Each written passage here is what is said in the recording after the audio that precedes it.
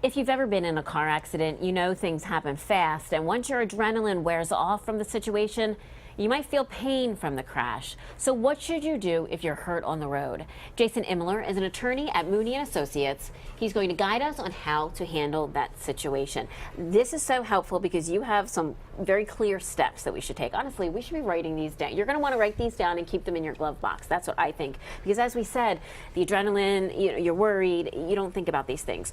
Okay, first thing we should do.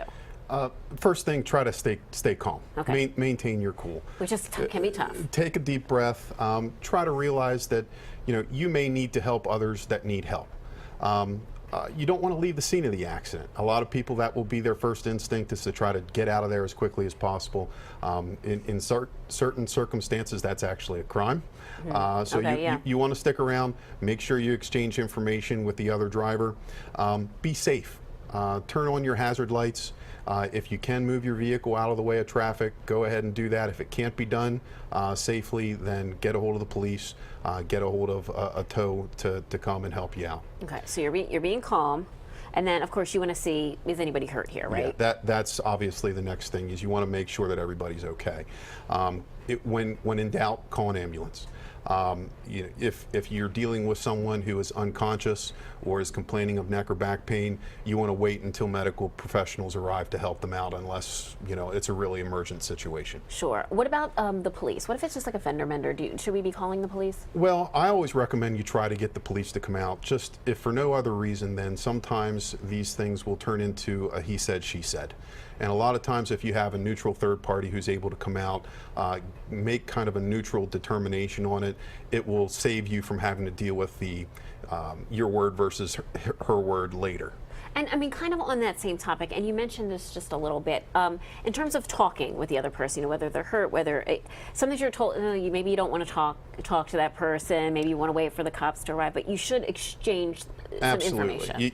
You have to at least get the other driver's name, their address, their phone number. You're going to need to get the insurance information for the vehicle, the policy number.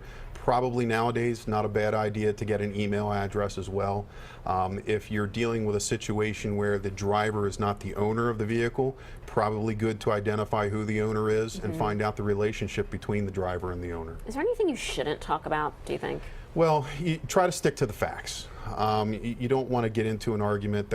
Some people do get pretty heated in these types of things, but you want to stick to the facts and then work on gathering information. Get information about the other driver, and then moving on to gathering the evidence. Sure. Nowadays we all pretty much have cell phones. Take a photograph of the damage to the car, take a photograph of the scene of the accident. That can also sometimes help show the weather conditions, the lighting conditions.